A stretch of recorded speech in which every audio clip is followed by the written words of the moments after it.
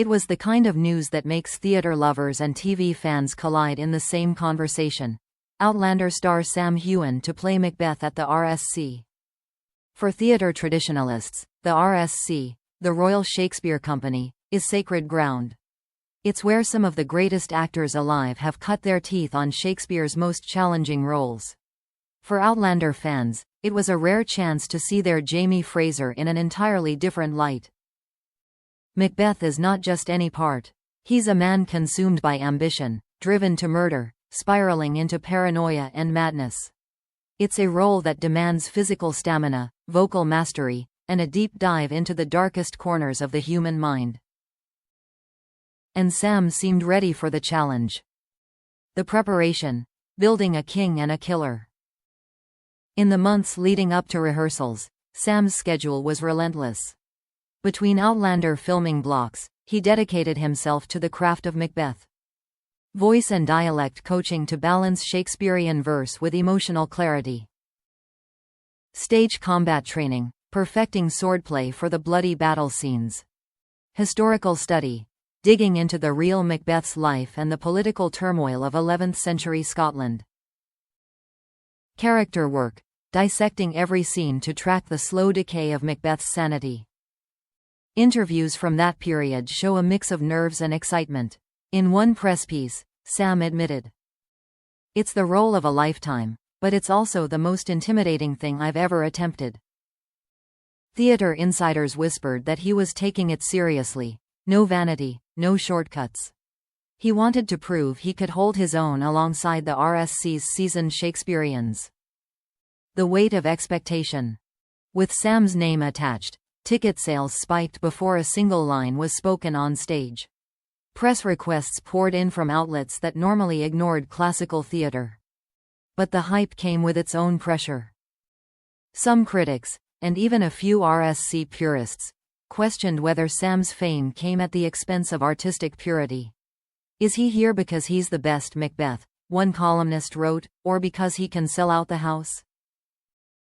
That tension was already humming in the background as rehearsals began.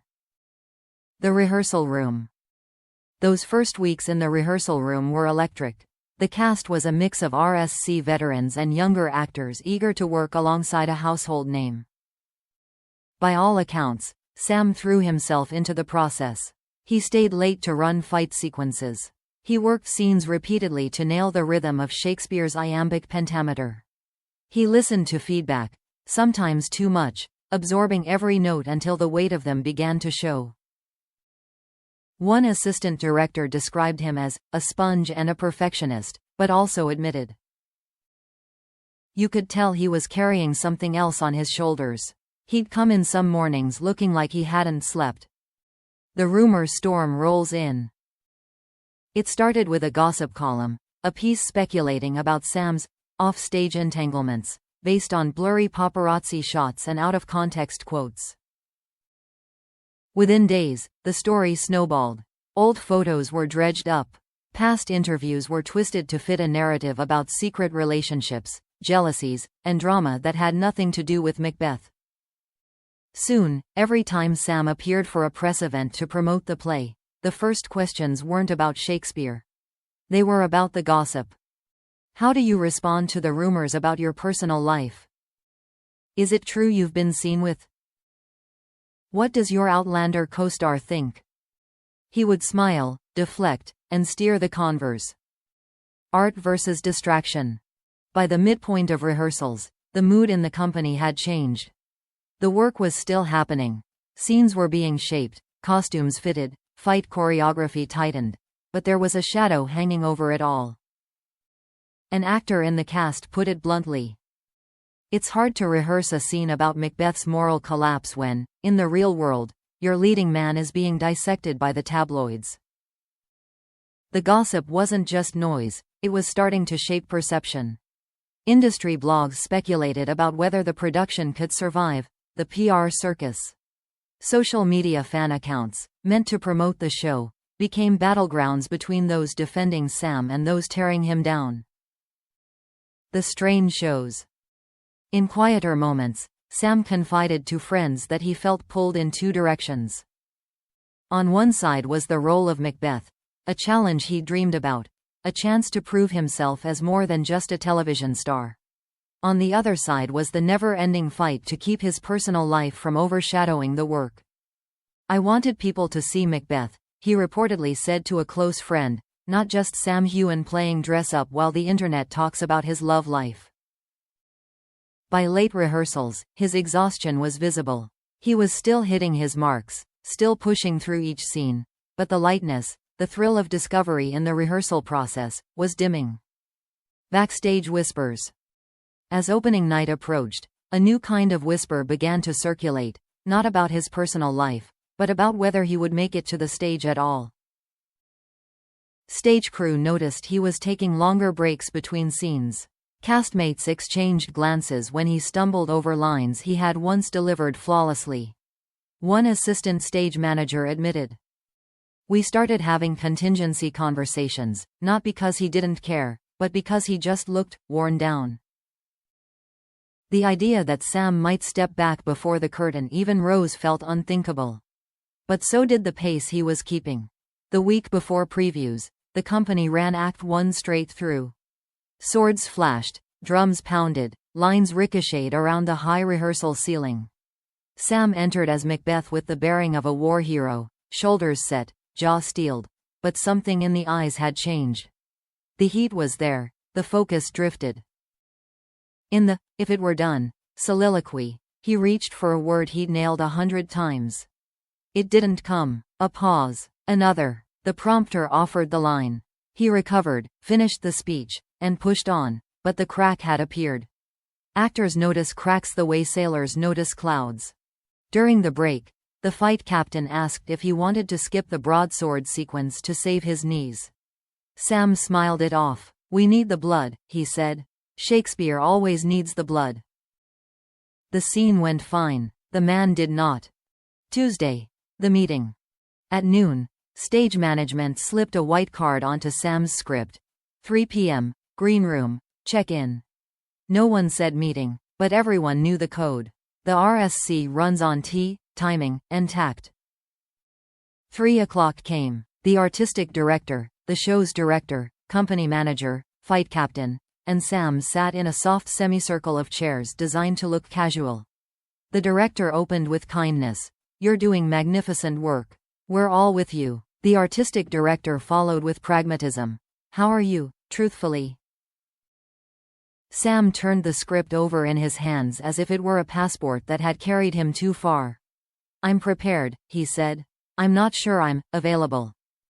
The word hung there, the distinction every actor knows. You can have your lines, your steps, your sword grips perfect and still be unavailable to the truth you have to stand in. He tried to explain the fatigue that didn't sleep off. The interviews that weren't about Macbeth. The way every step onto the rehearsal floor felt like stepping into a courtroom where the jury had already read the tabloids. "I wanted to vanish inside the verse," he said quietly. "Lately, I only hear the noise." No one argued. That was the surprise. The company manager asked for 24 hours. "Let us consider contingencies." "Let you consider yourself." The room agreed. It ended with someone offering biscuits because English theatre believes in biscuits the way sailors believe in rope. Wednesday. The ghost light. They left the rehearsal room dark except for the ghost light. That single bulb theaters keep burning on empty stages. Half superstition, half safety. Sam came in early, earlier than the cleaners, and walked the tape marks where walls would soon be, where banquets would appear and vanish, where he would see a phantom no one else could see. He tried the tomorrow, and tomorrow, and tomorrow speech in the silence. No audience, no partner, just the bulb, the breath, the boards. The words came like stones, slow, heavy, honest. What if this was the truth? Not the legend of pushing through. Not the romantic myth of the actor who burns himself down for the role. What if the truest version of Macbeth, a man who cannot stop the consequences he set in motion, was not to be played by a man trying to stop a storm with his bare hands? When the stage manager arrived, she saw him sitting on the downstage edge, feet in the orchestra pit, palms flat on the floor. "It's only wood," she said, kindly. It will forgive you. He nodded. He wasn't certain he could forgive himself. Thursday. The phone that wouldn't stop. His phone vibrated so often it hummed. A source had told a gossip site that Sam was melting down at the RSC.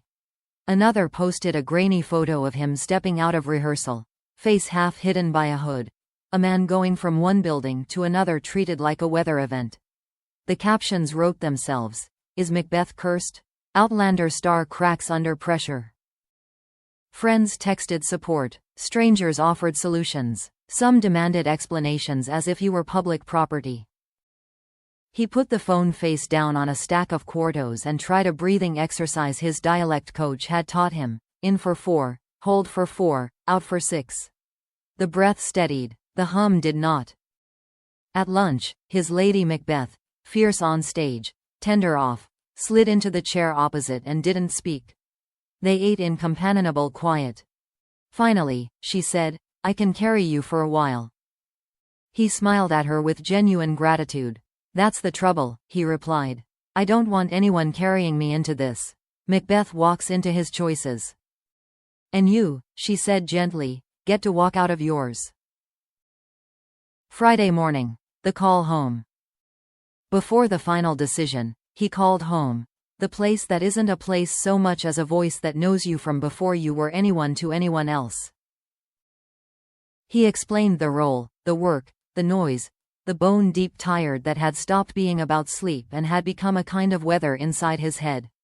The voice listened the way old friends listen, with time. Will you be proud of yourself on opening night? The voice asked. I'll be there, he said. And a year from now? He didn't answer, because he could see both pictures. One where he stood at curtain call, adored and emptied, and one where another actor took the bow while he sat in a dark audience, alive. Taking care isn't quitting, the voice said. Sometimes it's the only way to keep going at all. The call ended. He stared at the ghost light until it made a sun behind his eyelids. Friday afternoon. The decision. They gathered again. Same semicircle, same biscuits. This time, there were understudy schedules on the table and a fresh pot of tea nobody drank. Sam spoke first. I'm stepping back, he said, the sentence carrying both relief and grief. For me, for the show. Silence. Then, not applause, not platitudes. Just the quiet exhale of a room that valued the play enough to value the player. The artistic director nodded. We'll announce with dignity, she said. Your health and the integrity of the production come first. The fight captain clapped him on the shoulder with the affection soldiers give soldiers. Lady Macbeth squeezed his hand and didn't let go until he squeezed back. Someone cracked a joke about printing T-shirts. I survived previews by not doing them. They laughed because theater people survive with laughter the way sailors survive with songs. The statement. 2 hours later, the RSC released a short, clean announcement.